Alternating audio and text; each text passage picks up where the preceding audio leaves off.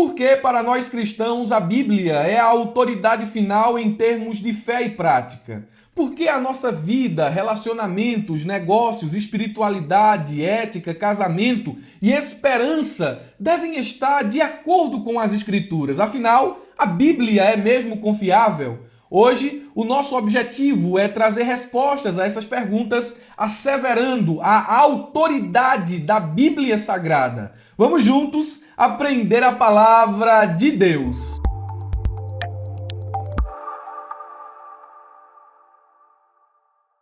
Queridos irmãos, quero cumprimentá-los com a paz do Senhor Jesus. Sou Murilo Alencar e com muita alegria, pela graça, bondade e misericórdia de Deus, estamos iniciando o primeiro trimestre do ano letivo de 2021, onde nos meses de janeiro, fevereiro e março estudaremos esta revista que tem como tema geral a supremacia das Escrituras, a inspirada, inerrante e infalível Palavra de Deus. Em uma breve sessão de prolegômenos, eu gostaria de trazer algumas informações introdutórias, começando desde o tema geral desta revista, que é a supremacia das Escrituras. A palavra supremacia, em um sentido genérico, significa superioridade de autoridade, influência e importância. Agora, fazendo uso dessa palavra de modo específico como um adjetivo para a Bíblia, assim como fez o autor da lição, nós podemos afirmar que a palavra de Deus revelada aos homens, a Bíblia Sagrada,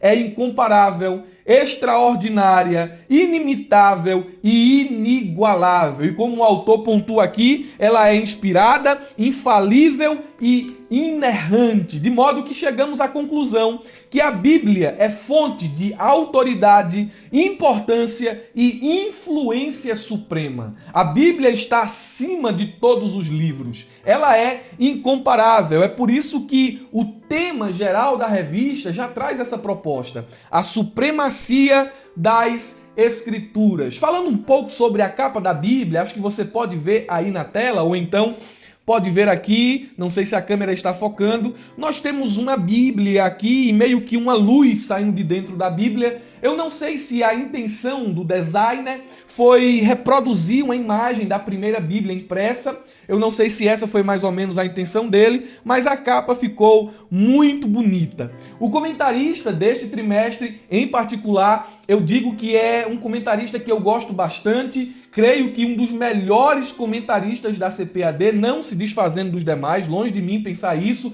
ou afirmar tal coisa, mas eu gosto da forma que esse comentarista ele estrutura o seu pensamento e ele expõe as ideias. O comentarista é o pastor Douglas Batista, líder da Assembleia de Deus Missão do Distrito Federal, doutor em Teologia Sistemática, mestre em Teologia do Novo Testamento, pós-graduado em Docência do Ensino Superior e Bibliologia, é licenciado em Educação Religiosa e Filosofia, presidente da Sociedade Brasileira de Teologia Cristã Evangélica, do Conselho de Educação e Cultura da CGADB e da Ordem dos Pastores Capelães Evangélicos do Brasil. Então, nós teremos uma autoridade no assunto falando a respeito de uma das primeiras matérias da teologia sistemática, que é a bibliologia. Estudaremos a fundo durante esse trimestre os contornos, os detalhes desta doutrina que estuda a palavra de Deus. Temos aqui mais alguma coisa a falar de forma introdutória a esta lição sobre a sua importância. Bem pontuou o pastor José Wellington Bezerra da Costa que em nossos dias, infelizmente, multiplicam-se as correntes ideológicas que buscam desconstruir a autoridade da Bíblia. Há um ataque às Santas Escrituras. A igreja atual, ela enfrenta o avanço de ideologias anticristãs que buscam reconfigurar os valores preconizados na palavra de Deus. Isso aqui é um ataque que vem de todos os lados, das leis, dos políticos, da mídia, de artistas, de falsos teólogos. Portanto, se faz necessário reafirmar agora, neste ano de 2022, como nunca, o nosso compromisso inegociável com a revelação escrita de Deus. E entre as muitas ideologias que visam solapar a autoridade da Bíblia, estão aqui, podemos elencar pelo menos três, o relativismo cultural, que ensina que nenhum valor é absoluto, tudo é relativo e toda verdade depende, é submissa da cultura em que se está inserida. E em vista disso, os valores morais e éticos da Bíblia Sagrada são contestados e negados. Aquilo que a Bíblia chama de pecado, dentro dessa ótica aqui do relativismo cultural, pode ser e pode não ser. A verdade, ela é relativa à minha realidade cultural. Olha, para você pode ser pecado se embriagar, para mim não. Para você pode ser pecado o aborto, não, para mim não. Para você pode ser pecado o adultério, agora para mim não é pecado, porque essa não é a minha cultura, eu não aprendi assim, eu não cresci assim. E eles tentam desta forma relativizar a verdade, dizendo que não existem verdades absolutas. E isso é um erro filosófico, isso é um erro teológico sem precedentes. Aquilo que a Bíblia chama de pecado, é pecado aqui no Brasil, é pecado nos Estados Unidos, é pecado no Canadá, é pecado no Japão, é pecado seja onde for. Pecado é pecado. Nós temos aqui em segundo lugar uma outra ideologia igualmente perigosa, que é o racionalismo teológico, especialmente divulgado pela teoria de desmitologização de Rudolf Bultmann. Essa heresia, ela prega, ela enfatiza que o discurso bíblico é uma mitologia.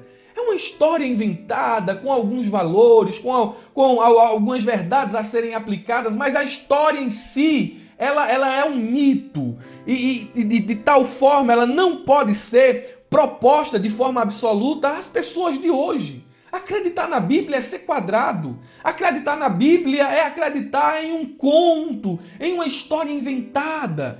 E isso é muito perigoso. Você pensa que não, mas muitos influencers de internet caminham por essa vereda aqui, de achar que a Bíblia é uma mitologia. Olha, Adão e Eva ali, inclusive eu vi uma pessoa muito famosa falando aí na internet esses dias que Adão e Eva não são reais. Aquilo ali é uma história que visa ilustrar, que visa trazer um ensinamento, mas eles em si não são personagens reais. Os milagres que Jesus fizeram ali, não, aquilo ali não pode ser entendido no sentido literal, aquilo é uma alegoria.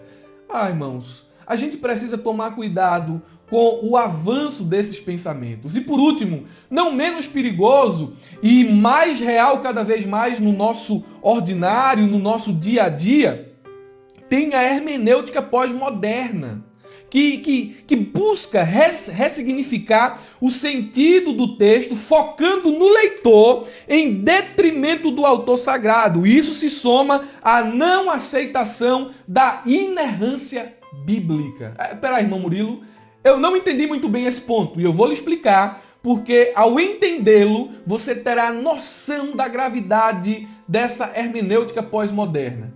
Eu olho para a Bíblia e dou à Bíblia o sentido que eu quero dar. Eu olho para um texto bíblico e trago um novo significado para aquela passagem que não vá de encontro aos meus interesses, que não vá de encontro ao meu pecado. Eu trago um novo sentido ao que está escrito para que eu fique bem com a minha consciência em relação à minha vida imoral, em relação à minha vida de pecados. E assim é a nova hermenêutica. E essa nova hermenêutica ela vai ganhando ramificações. A teologia coach, a teologia do tudo eu posso, a teologia do Deus é amor e não importa o que eu faça, Ele vai continuar me amando e no final de tudo eu vou ser salvo porque Deus em sua essência é amor e não vai permitir que eu vá para o inferno.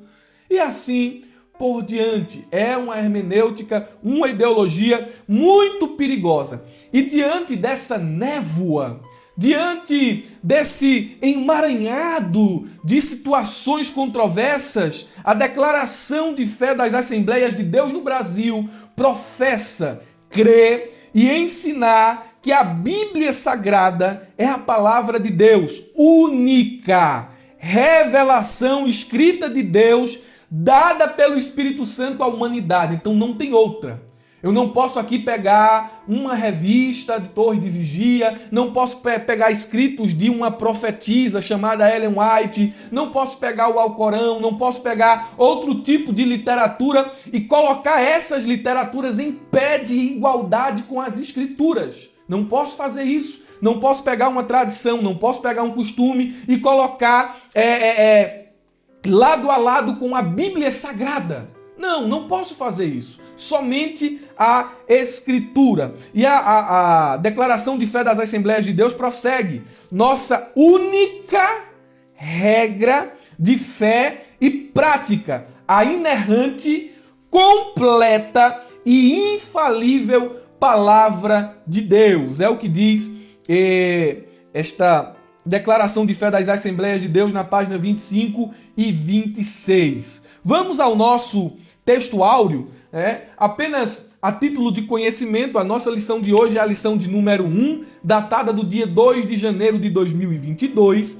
e o título da lição é A Autoridade da Bíblia. A Bíblia tem autoridade. É simplesmente a primeira lição de 13 que estudaremos durante os próximos dias. Estudaremos a inspiração divina da Bíblia, a inerrância da Bíblia, a estrutura da Bíblia, como ler as Escrituras, a Bíblia como um guia para a vida, a Bíblia transforma as pessoas, a lei e os evangelhos revelam Jesus, a história e as poesias falam ao coração, as profecias despertam e trazem esperança, Lucas, Atos, o modelo pentecostal para hoje, as epístolas instruem e formam os cristãos, e a leitura da Bíblia e a educação cristã. Vai ser um trimestre maravilhoso. Confesso aos irmãos que eu estou muito empolgado em estudar esta lição. Vai ser um momento de muito crescimento espiritual, onde eu quero que você faça um compromisso com Deus de, nesse ano de 2022,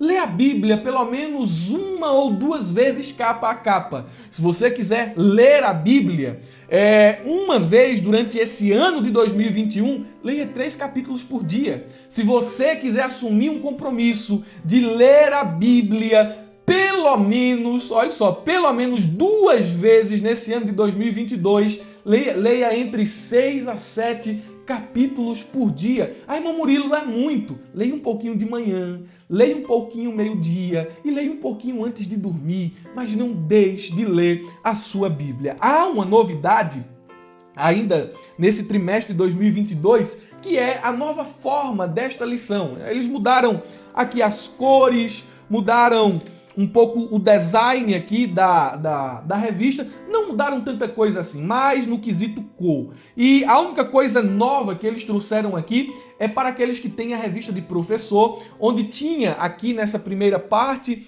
uma aba com o nome Interagindo com o Professor. Eles fizeram uma ampliação e mudaram o nome, chamando de Plano de Aula. E agora, dentro desse plano de aula, temos aqui algumas sugestões de como ministrar a lição. Isso aqui eu considero uma mudança muito acertada. As lições de Escola Bíblica Dominical publicadas pela CPAD estão se tornando cada vez mais práticas. Vamos então ao nosso texto áureo, que nos diz assim: Bem-aventurados os que trilham caminhos retos e andam na lei do Senhor. Salmo 119 e o verso de número 1. Na versão NVI, o texto diz: como são felizes, bem-aventurados, felizes, como são felizes os que andam em caminhos irrepreensíveis. É o caminho da lei, é o caminho reto, que vivem conforme a lei do Senhor. Na paráfrase viva,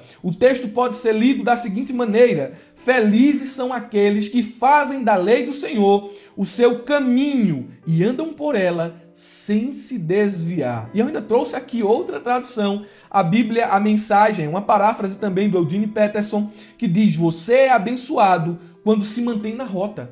Se mantenha na rota. Se mantenha no caminho, aleluia, caminhando firme na estrada revelada por Deus. A Bíblia é o caminho, é a bússola do viajante. E olhando para o texto áureo, nós entendemos que essa passagem ela expõe 2 verdades relevantes para o assunto que está em pauta. A primeira verdade que o salmista expõe é que andar na lei do Senhor é o caminho da verdadeira felicidade. Em outras palavras, ele está dizendo: é feliz os que fazem da vontade de Deus a regra para todos os seus atos e submetem a mente e o coração, isto é, a razão e a emoção, à palavra de Deus. Você quer ser feliz? Você quer trilhar, cursar o caminho da verdadeira felicidade? Viva de acordo com a palavra de Deus. Submeta os seus atos, a sua mente e o seu coração ao que está escrito neste livro sagrado. E você não viverá uma vida frustrada e não será decepcionado caminhando por esse caminho. A segunda verdade é que ele traz aqui uma série de sinônimos dentro das várias traduções que li aqui, na Corrigida, na NVI, na Viva e na Mensagem. O seguinte, olha essas expressões sinônimicas: trilhar caminhos retos, andar na lei do Senhor, se manter na estrada revelada por Deus e cursar caminhos irrepreensíveis. Tudo isso aqui não significa ser impecável, mas significa cultivar sinceridade, integridade e devoção verdadeira ao Senhor. Como é que eu cultivo isso? Como é que eu cultivo integridade, a sinceridade e devoção verdadeira a Deus? Tendo um relacionamento com a palavra, um relacionamento de conhecimento e obediência. E fazendo isso, eu vou estreitando o meu relacionamento íntimo, pessoal, com o meu Criador, autor das Escrituras Sagradas. Glória a Deus. A nossa verdade prática nos diz: a Bíblia Sagrada é a autoridade final da nossa regra de fé e prática. E a palavra-chave desta lição é a autoridade. E eu quero trazer alguns sentidos desta palavra autoridade e fique bem atento, porque aqui na verdade prática eu vou tocar em todos os pontos da lição. Aquilo que vou trazer aqui agora é importante para o ponto 1, para o ponto 2 e para o ponto de número 3 dessa revista. Primeiro, nós temos aqui um sentido dicionarizado desta palavra. Ela é oriunda de um vocábulo latino e significa direito absoluto e inquestionável de se fazer obedecer. É o sentido de autoridade, de dar ordens, de estabelecer decretos, de acordo com estes, tomar decisões e agir a fim de que cada decreto seja rigorosamente observado. Em uma definição teológica, algo mais específico, autoridade significa poder absoluto e inquestionável, reivindicado, demonstrado e sustentado pela Bíblia em matéria de fé e prática. Tal autoridade, preste atenção, advém-lhe do fato de ela ser a inspirada, inerrante e infalível palavra de Deus. A autoridade da Bíblia não provém da capacidade de seus autores humanos, mas do caráter de seu autor, que é Deus. É por isso que a palavra de Deus ela tem autoridade. O seu autor é nada mais, nada menos do que Deus.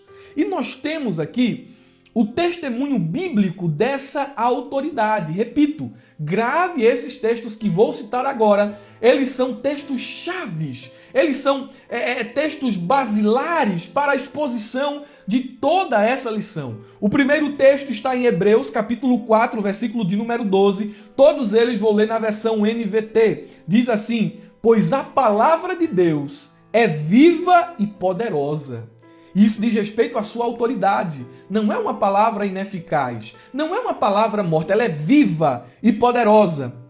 É mais cortante que qualquer espada de dois gumes e penetra entre a alma e o espírito, entre juntas e medulas, e traz à luz até os pensamentos e desejos mais íntimos. Esta palavra, ela serve como parâmetro, como medidor, ela serve como juiz de nossas ações, ela julga o nosso coração, ela traz à luz todas as coisas, é a autêntica palavra de Deus. O próximo texto, e um dos mais importantes, está na segunda carta de Pedro, capítulo de número 1, versículo 20 e 21, que diz assim: acima de tudo, saibam que nenhuma profecia nas Escrituras, aleluia, glória a Deus, surgiu do entendimento do próprio profeta.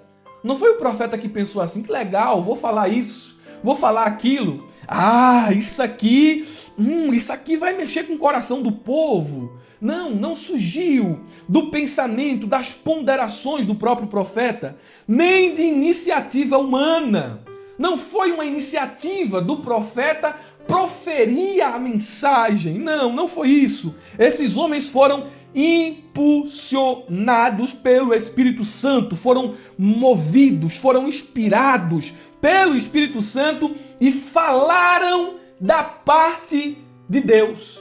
Eles são os escritores e Deus é o autor. A Bíblia ainda diz em 2 Timóteo, capítulo 3, versículo 16 e 17, que lindo, que maravilhoso. Essa versão NVT, ela fez uma tradução desse texto que eu considero a melhor tradução que já li até hoje.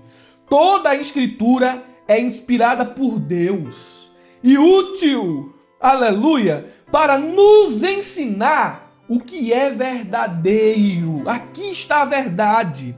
E para nos fazer perceber o que não está em ordem em nossa vida. A Escritura é um espelho onde conseguimos enxergar as nossas imperfeições. Ela nos corrige quando erramos e nos ensina a fazer o que é certo. Versículo 17 diz: Deus a usa para preparar e capacitar o seu povo para toda boa obra. Para toda boa obra. É o meio que Deus usa para nos capacitar a viver uma vida de santidade e a fazer a sua vontade. A Bíblia. Passei por bons livros. Tem muitos livros aqui. Passei por bons livros, muitos livros. Mas more na Bíblia. More na Bíblia. Ela é o nosso manual de fé. Meus irmãos, nós temos aqui 3 pontos. Quero ser bem breve em cada um deles, mas não deixando de falar aqui sobre a importância de cada um. Primeiro ponto, a origem da Bíblia e a revelação divina. Segundo ponto, evidências da autenticidade da Bíblia. Terceiro ponto, a mensagem da Bíblia. Antes de falar sobre o primeiro ponto aqui, eu quero lhe dar aqui uma super dica e eu espero que você acate esse conselho. Aí na descrição do vídeo, nós estamos deixando o link para você fazer o esboço desse subsídio. E junto a esse link, estamos deixando outro link, que é o do curso O Pregador e a Pregação. É um curso que tem sido um divisor de águas na vida de milhares de pregadores no Brasil e fora do Brasil. E os alunos do curso Pregador e a Pregação sabem que dentro da estrutura do curso há um módulo de bibliologia ministrado pelo pastor Carvalho Júnior. E dentro desse módulo você terá um resumo de todas as aulas desta lição. Vai ser um módulo que vai lhe abençoar bastante. Você que ainda não é aluno, não perca essa oportunidade, porque adquirindo o curso Pregador e a Pregação, você não vai ter só uma noção de bibliologia. Você vai aprender sobre hermenêutica, sobre exegese, sobre oratória, homilética e assuntos correlatos. O pagamento é único, 2021 passou, 2022 chegou e o curso não teve reajustes. É um valor bem simbólico. Eu tenho certeza que você vai ficar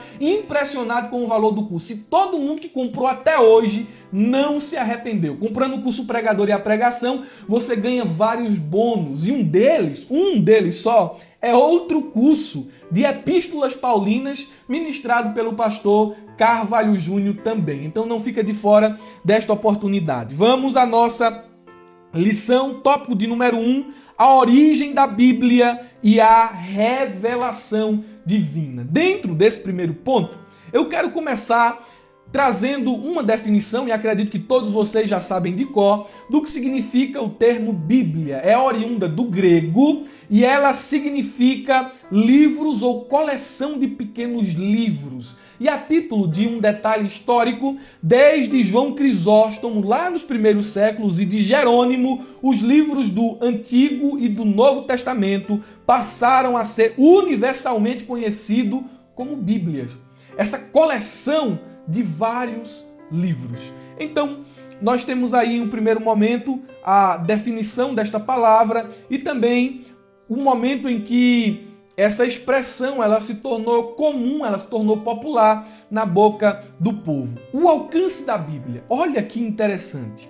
A Bíblia, ela foi o primeiro livro impresso do mundo. Antes da Bíblia, como ela era passada de uma pessoa para outra? Ela era passada por meio de copistas, de escribas. Ninguém podia, a não ser que fosse muito rico, comprar uma Bíblia. Porque escrever toda a Bíblia dava muito trabalho. Os copistas, eles se debruçavam nessa tarefa, eles tinham essa arte de caligrafia, esta arte de escrever, de estar atento palavra a palavra. E isso demorava meses e às vezes até anos para que uma Bíblia ela fosse copiada.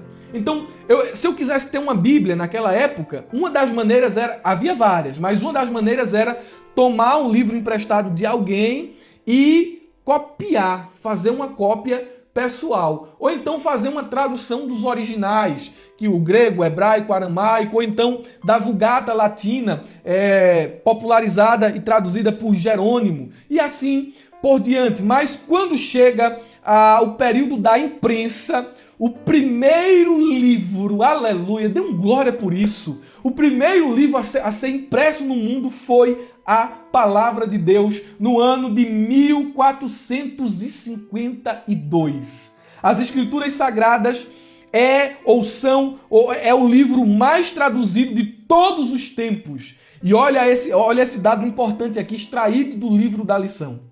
Em agosto de 2020, as Sociedades Bíblicas Unidas divulgaram que a tradução da Bíblia alcançou a marca de 700 idiomas. Você consegue contar quantos idiomas existem? Olhando para os dedos da mão, você consegue contar aqui? Você vai falar o mandarim, francês, você vai contar aqui o japonês, português. Você vai contando aqui e parece que você não consegue nem chegar nos 10 dedos da mão aqui falando de idiomas. Mas a Bíblia chegou a 700 idiomas. Glória a Deus.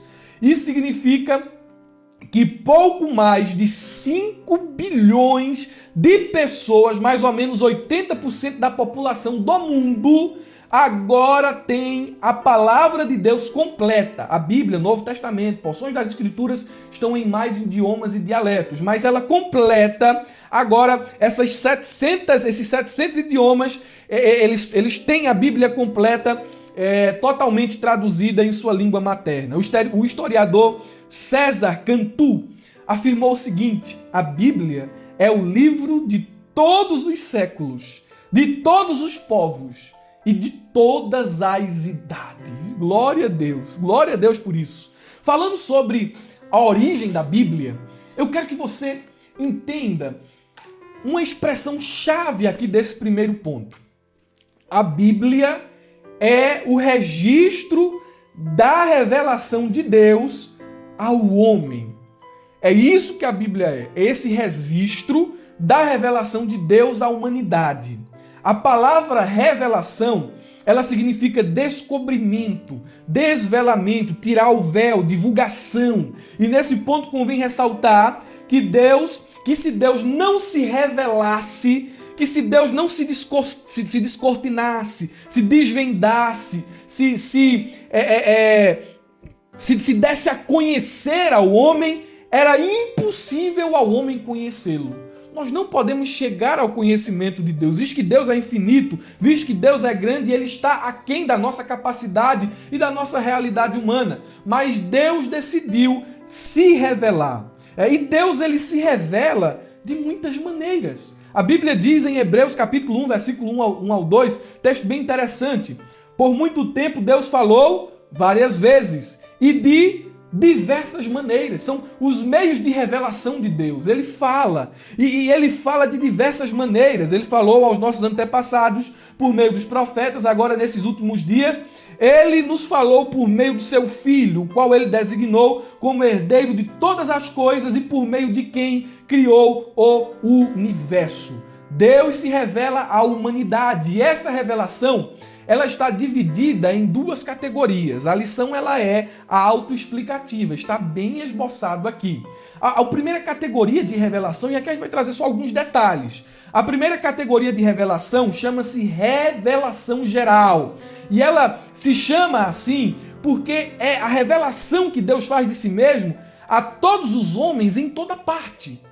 É uma revelação geral, é geral porque não assume nenhuma característica pessoal. Deus se revela de forma não pessoal na história da humanidade, na criação e também na natureza humana. Veja como ele se revela na história da humanidade. Deus se revelou através de sua direção providencial na história da humanidade como soberano do universo. Ele atua na sua criação, supervisionando-a e guiando-a. Deus é o mantenedor de todas as coisas, Ele é o sustentador de tudo. E não somente isso, Ele está guiando a história para um final glorioso.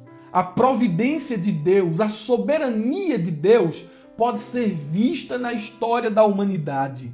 Eu separei alguns textos aqui que expressam essa verdade. Daniel, capítulo 2, versículo 21, vou ler todos os textos mais uma vez na versão NVT. Ele muda o curso dos acontecimentos. Olha o que Daniel está dizendo, a história está na mão dele. Ele muda o curso dos acontecimentos, remove reis de seus tronos e põe outros no lugar. Dá sabedoria aos sábios e conhecimento aos eruditos. Olha o que diz Isaías, capítulo 46, versículo 10. Só eu posso lhe anunciar desde já, de agora, o que acontecerá no futuro. Isso é governo providencial. Glória a Deus, isso é soberania. E ele prossegue dizendo, todos os meus planos se cumprirão, pois faço tudo o que desejo. Esse texto de 2 Samuel também é interessante, ou melhor dizendo, 1 Samuel, capítulo 2, versículo 6 ao 10 diz, o Senhor tira a vida e o Senhor a dá, faz descer a sepultura e de lá faz subir, o Senhor empobrece alguns, enriquece outros, humilha e também exalta, levanta o pobre do pó e do monte de cinzas tira o necessitado, coloca-os entre príncipes e os faz sentar em lugares de honra. Ao Senhor pertence a terra, os alicerces da terra, e sobre eles firmou o mundo. Ele protegerá os fiéis, mas os perversos desaparecerão nas trevas, pois ninguém vencerá só pela força. Os que lutam contra o Senhor serão despedaçados. Do céu ele troveja contra eles. O Senhor julga toda a terra. Ele dá poder ao seu rei e concede força ao seu ungido. Glória a Deus. Deus tem controle de todas as coisas na palma de suas mãos. Ele se revela por meio da história da humanidade. Ele também se revela na criação. Deus ele se revela através da natureza e do universo. A criação, com sua infinita variedade de beleza e ordem, refletem um Deus infinitamente sábio e poderoso. Deus se revela por meio das coisas criadas. Você olha para a lua, para as estrelas, para o céu, para os animais, para as plantas, para os mares, tudo isso é uma expressão de quem é o Criador, de que um Deus poderoso, de que um Deus onisciente criou todas as coisas. E todas as coisas dão testemunho de quem Deus é. Olha o que diz o Salmo de número 19, verso 1 ao verso 4. Diz assim, novamente vou fazer a leitura na versão NVT.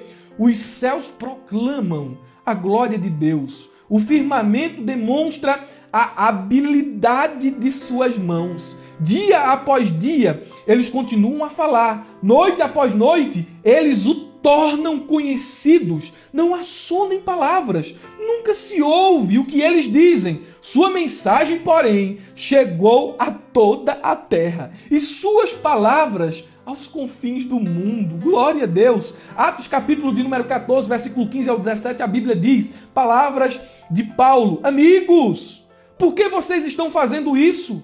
Somos homens como vocês. Viemos lhes anunciar as boas novas para que abandonem estas coisas sem valor e se voltem para o Deus vivo que fez os céus e a terra, o mar e tudo que neles há. No passado, ele permitiu que as nações seguissem seus próprios caminhos, mas nunca as deixou sem evidência de sua existência e de sua bondade. E qual é a evidência da existência e da bondade de Deus? Paulo diz, ele lhes concede chuvas e boas colheitas, e também alimento e um coração alegre. A chuva é uma revelação de quem Deus é uma evidência da existência dele. A colheita, o ato da semente germinar, da semente produzir, dos campos produzirem alimento, é um ato, é uma forma de Deus se revelar às pessoas. Glória a Deus!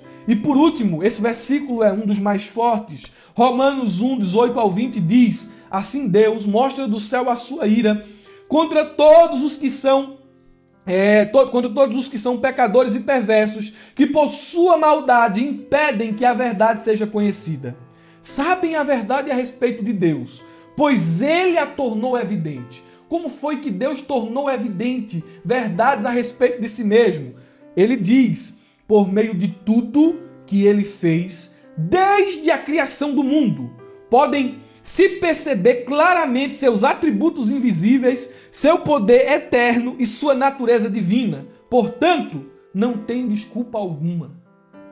Perceba que a revelação de Deus, por meio da criação, faz com que o homem fique calado concernente à existência de Deus. Não dá para olhar para aquilo que foi criado e dizer assim, é um Big Bang. Aliás, dá, dá, mas isso são coisa de nécios. Isso é coisa de tolo. Foi uma explosão, surgiu disso, surgiu daquilo. Não, um Criador inteligente, poderoso, fez todas as coisas. O nosso Deus, ele de forma geral também se revela através da natureza humana. E a revelação geral, ela inclui essa autorrevelação de Deus através do homem. Depois da queda, a imagem divina no homem ela foi desfigurada e distorcida, mas não totalmente destruída. O homem ainda continua a ser a imagem e semelhança de Deus. Gênesis 9:6 e Tiago 3:9. Deus se revela por meio da constituição humana. Nós somos corpo, alma e espírito. Os animais, bem sabemos, eles não têm espírito. Eles não têm essa parte intelectual, esta parte racional que entra, essa parte espiritual que entra em contato com Deus e pode ter intimidade com Deus. Deus ele se revela por meio da consciência. A Bíblia diz em Eclesiastes que Deus colocou a eternidade no coração do homem, de modo que o homem por si só ele é religioso. O homem por si só ele tem essa noção inerente de eternidade, de um ser maior, de uma realidade maior. Deus ele se revela por meio dos atributos humanos que refletem a sua imagem, como liberdade, isto é, livre-arbítrio, racionalidade e espiritualidade.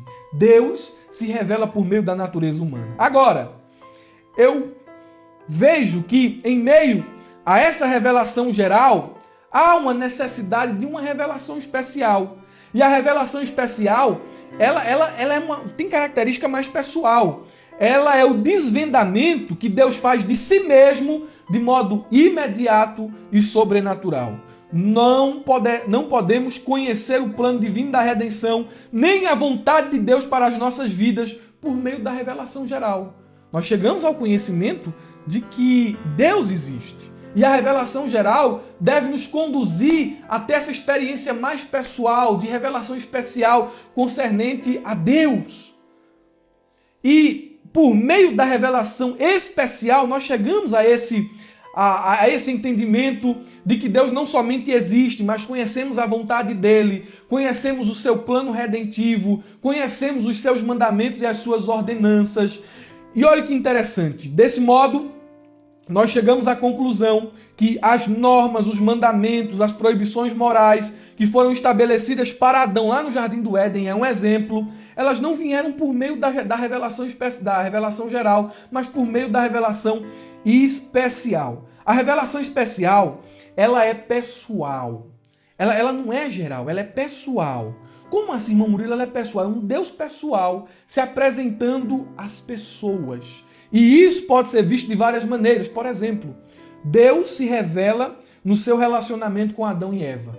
Não é revelação do jardim, dos animais. Olha, um leão. Olha, uma árvore que dá fruto. Ah, essa árvore me diz que existe um Deus. Não é só isso. A Bíblia diz que Deus descia na viração do dia para conversar com Adão, para caminhar com Adão no meio, no centro do jardim. Isso não é revelação geral, isso é revelação especial, revelação pessoal. Deus, ele revela seu nome a Moisés. Êxodo capítulo 3, versículo de número 14. Digo novamente, revelação especial. Deus se revela de modo especial por meio das alianças pessoais que ele fez com Noé, com Abraão, com o povo de Israel e com Davi. São meios especiais pelos quais Deus se revela ao seu povo. A revelação especial, ela é compreensível. Deus, ele se revela de forma especial ao homem, de uma forma direta ao homem, segundo as características da linguagem humana e também de categorias humanas de pensamento e de ação. É por isso que dentro da Bíblia você vai ouvir falar a boca de Deus, a mão de Deus, o dedo de Deus, os olhos de Deus. Isso é uma linguagem que tenta trazer essa realidade superior à realidade humana. É Deus se revelando, é Deus revelando-se a si mesmo dentro da experiência humana. Dentro da revelação especial, nós temos também a encarnação. A vida e as palavras de Jesus foram uma revelação especial de Deus. E olha o que João, ele diz, e eu acho muito bonito, primeira epístola de João, capítulo 1, versículo do 1 ao 2.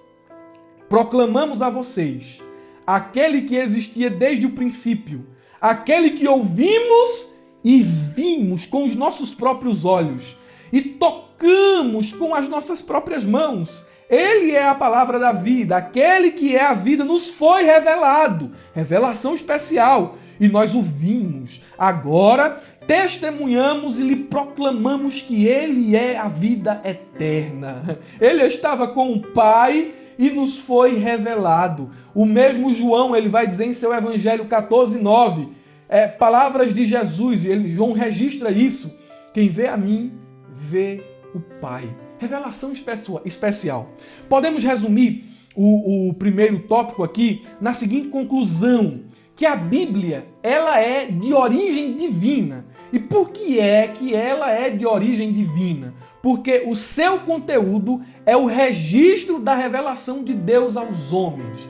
Aqui nós temos escrito a revelação de Deus. Essa palavra, ela é de origem divina. A Bíblia também é um livro humano, no sentido de que Deus, ele capacitou, inspirou e usou homens para registrar a revelação que ele fez de si mesmo em uma linguagem humana. É por isso que a Bíblia é um livro divino humano. Mas, olhando para isso aqui, nós conseguimos entender a dimensão dessa profundidade, a origem da Bíblia. O segundo tópico vai falar sobre evidências da autenticidade da Bíblia. E aqui, evidências internas e externas de que a Bíblia, ela é autêntica. A Bíblia é autêntica. E eu vou citar aqui, dentro desse ponto aqui, o primeiro subponto do ponto 1 diz assim: unidade e consistência. Olha que coisa interessante. Temos aqui uma boa explicação na revista, mas eu trouxe uma explicação ampliada, falando sobre unidade e consistência, uma evidência interna. Atente a essas 8 características. A Bíblia é o único livro que foi escrito por um período de aproximadamente 1.600 anos. Então é um longo período. Nenhum livro foi escrito durante esse período. um período de 1.600 anos. Segundo, escrito por mais de 40 autores de todas as condições de vidas, entre eles reis, líderes militares, camponeses, pescadores, cobradores de impostos, poetas, músicos, estadistas, letrados, pastores de ovelhas e boiadeiros. A diversidade de escritores humanos. Em terceiro lugar, escrito em lugares diversos. A Bíblia foi escrita, partes dela, no deserto, numa masmorra, no palácio, dentro da prisão, em viagens, no exílio na ilha de Patmos e em vários outros lugares. Em quarto lugar, escrito em momentos diferentes, em tempos de guerra e sacrifício e em tempos de paz e prosperidade. Em quinto lugar, escritos em estado de espírito diferentes. Alguns escreveram no auge da alegria, outros das profundezas da angústia e do desespero, alguns em tempos de certeza e convicção e outros em dias de confusão e dúvida. Em sexto, esse livro foi escrito em 3 continentes: Ásia, África e Europa. Em sétimo lugar, escrito em 3 línguas: hebraico, aramaico e grego. Oitavo, escrito numa grande variedade de estilos literários, entre eles poesia, narrativa, história, cânticos, romances, tratados didáticos, correspondência pessoal, memórias, sátiras, biografia, autobiografia, jurídico, profecia, parábola e alegoria. E citando desse tanto de coisa aqui, você pode pensar, então o que está aqui não faz sentido. Aqui há uma confusão de muita coisa. 40 pessoas, 1.600 anos, 3 continentes, 3 línguas, diversidade de ambientes onde o livro foi escrito. Aqui, então, é uma coleção de nada com nada. Engana-se quem pensa assim. Diante de toda essa diversidade, apesar desse número incrível de variantes, a Bíblia é harmônica e não se contradiz. Ela tem um caminho, ela tem um fio condutor, ela tem um tema, ela tem um enredo, ela tem um começo, um meio e um fim. É a palavra de Deus. Ela é autêntica, ela tem autoridade, ela autentica-se a si mesma. É a evidência interna, essa unidade e consistência. A segunda evidência interna é a ação do Espírito Santo. E aqui vale frisar que o Espírito Santo ele não traz novas revelações canônicas. Se você vê alguém dizendo assim, eu tive uma revelação, uma nova revelação, mentiroso. Paulo diz, seja considerado anátema, maldição. O próprio apóstolo Paulo ele diz o seguinte, se eu chegar aqui e falar para vocês outra palavra a quem ou além daquelas que eu já tenho vos dito, considere anátema. Se um anjo chegar aqui e falar qualquer outra coisa, além das que eu já tenho vos falado, considere anátema também. Então, o Espírito Santo, ele não traz novas revelações canônicas hoje, mas ele confirma, ilumina e autentica a mensagem revelada na Bíblia. Veja a sua ação com relação às Escrituras. Em primeiro lugar, o Espírito Santo ensinará todas as coisas e fará com que se lembrem de tudo que Jesus ensinou. É o que diz João capítulo 14, versículo 26. Em segundo lugar, o Espírito Santo dá testemunho de Jesus, Lucas 15, 26, por meio das Escrituras. Em terceiro lugar, agora, o Espírito Santo ele convence o mundo do pecado, da justiça e do juízo, João 18 e 8, por meio das Escrituras. Em quarto lugar, o Espírito Santo guia os crentes em toda a verdade. Ele nos ajuda a chegar no entendimento daquilo que está escrito. Ele nos ajuda a entender os mistérios de Deus revelados em sua palavra. O Espírito da verdade que guia em toda a verdade é mais uma evidência interna. Outra evidência interna são as profecias e eventos futuros descritos na Bíblia. Há profecias aqui que chegam a ser fenomenais. 100 anos antes de Ciro nascer, Isaías já estava chamando ele pelo nome. Ciro, meu ungido. Olha para aí, irmão. 100 anos depois, Ciro nasce. E ele cumpre cabalmente o ministério que dele estava, aleluia, glória a Deus, estava predito nas Escrituras. Daniel, no período da Babilônia, Babilônia, a maior potência do mundo, teve uma revelação. E ele viu o surgimento de impérios. Ele viu o surgimento dos medo-persas, ele viu o surgimento dos gregos, ele viu o surgimento dos romanos, ele viu o surgimento dessas nações anos antes delas surgirem. Meus irmãos, isso é coisa muito linda. A Bíblia está repleta de profecias. 600 anos antes de Jesus nascer, Isaías profetizava sobre os nomes de Cristo, sobre o seu ministério, sobre a sua aparência, sobre a crucificação. Outros profetas disseram que ele nasceria em Belém. E alguém pode até dizer assim, mas Jesus ele agiu no intuito de manipular o cumprimento das profecias. Isso é impossível. Porque para que todas as profecias se cumprissem, Jesus tinha que manipular circunstâncias, Jesus tinha que manipular uma quantidade incrivelmente de pessoas, ele tinha que estar em conluio com reis e com tantas outras coisas. Isso não é outra coisa senão uma evidência interna de que a Bíblia é autêntica, de que ela é a palavra de Deus. Suas profecias não caíram por terra, mas se cumprem na íntegra. Glória a Deus. Nós temos evidências externas. E essas evidências externas aqui, elas são a história, os pressupostos científicos e a arqueologia. Tudo isso aqui dá testemunho de que a Bíblia é autêntica. A Bíblia é a palavra de Deus. E olhe, apenas para finalizar esse ponto aqui, eu queria citar uma história bem curiosa de um célebre deísta francês chamado Voltaire. Esse nome é muito conhecido, Voltaire. Ele disse, em uma expressão de desprezo pela Bíblia e os cristãos, ele disse o seguinte: dentro de 100 anos, o cristianismo desaparecerá, 50 anos depois da sua morte, ocorrida em 1778.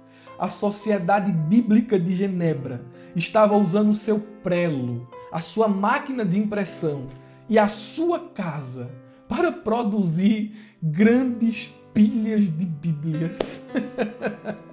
Dá para tu pensar como isso é maravilhoso? É a palavra de Deus, e como palavra de Deus ela não pode ser destruída. Mesmo em face da oposição, em face da perseguição, a Bíblia permanece. A Bíblia chega às nossas mãos hoje nas mais variadas traduções. Nós temos acesso a esse manual do fabricante. Glória a Deus, a Bíblia foi extraordinariamente preservada. Ela é a palavra revelada de Deus. E por último, temos aqui ainda o terceiro tópico que fala sobre a mensagem da Bíblia. O teólogo pentecostal Antônio Gilberto, ele escreve que tudo que Deus tem para o homem e requer do homem, e tudo que o homem precisa saber espiritualmente da parte de Deus quanto à sua redenção, conduta cristã e felicidade eterna, está revelado na Bíblia. Está aqui. Tudo o que você precisa saber está revelado na Bíblia. Tudo que o homem tem a fazer é tomar posse e apropriar-se desse livro pela fé. E Antônio Gilberto, ele, saudosa memória, ele prossegue dizendo: o autor da Bíblia é Deus, seu real intérprete é o Espírito Santo e seu tema central é o Senhor Jesus. Durante a Reforma Protestante, surgiu uma máxima que é um dos pilares da Reforma que diz sola Escritura. Em outras palavras, somente a Escritura. E isso aqui foi uma refutação contra a Igreja Romana, pois a Igreja Romana fazia uso e ensinava com igual peso da Bíblia a tradição, as bulas papais e as encíclicas. Havia também nessa mesma época a herética doutrina da infabilidade do Papa. Isto é, o que o Papa falava, o que o Papa decretava, tinha o mesmo peso das Escrituras. E durante esse período os reformadores se levantaram com esse lema: não. Tradição e Bíblia não. Encíclicas papais e Bíblia não. Somente a Escritura. somente a Escritura. Hoje nós precisamos também olhar para essa verdade, pois nós vemos o surgimento de novas visões, revelações e profecias que tentam se colocar em pé de igualdade com a palavra de Deus e às vezes acima dela. Mas hoje, na boca dos crentes, sobretudo dos pentecostais, esse lema continua: somente as Escrituras. E para finalizar, há um lema pentecostal que eu acho muito bonito. Nós, pentecostais, cremos na continuidade dos dons espirituais, cremos no batismo com o Espírito Santo e na sua ação poderosa no meio da igreja. No entanto, é falsa a acusação de que colocamos a experiência acima da palavra revelada. Não, a palavra, ela confirma a experiência, ela autentica a experiência, e não a experiência autentica a palavra. E nós, pentecostais, eu tenho orgulho de dizer isso, somos guiados, ou não, aliás, não somos guiados por sonhos e revelações, nós somos dirigidos pela palavra, nós somos bíblicos. Se o tema da Bíblia é Jesus, olhe o slogan pentecostal: Jesus perdoa pecados, Jesus salva, Jesus cura, Jesus breve voltará. Jesus breve voltará. Mais uma vez, olha, até a tablet aqui já está querendo até encerrar a aula também. Mais uma vez, eu quero lhe convidar a que esse ano de 2022 você leia sua Bíblia capa a capa. Que o ano de 2022 seja o ano da Bíblia. O ano que você vai ler a palavra de Deus como nunca. Faça o download de um plano de leitura, vá marcando, vá pedindo ajuda a Deus para que você leia. Leia a Bíblia assim, sem comentários. Leia a Bíblia sem olhar referências, simplesmente leia. Se você quiser estudar, estudo pessoal é uma coisa, mas leia a Bíblia. Leia, porque o Espírito Santo vai cravar essas palavras, hein? Esta revelação, ela vai se tornar cada vez uma realidade maior em teu coração. Glória a Deus. Meus irmãos, chegamos ao final da primeira aula. Temos ainda mais 12 aulas nesse trimestre. Eu confesso a vocês, eu estou empolgado, aleluia, para estudar as próximas aulas dessa revista. Te espero na lição de número 2. Eu desejo a você um feliz ano novo, um feliz 2022, uma ótima aula de escola bíblica dominical. Que Deus abençoe você e sua família. Abra a jaula.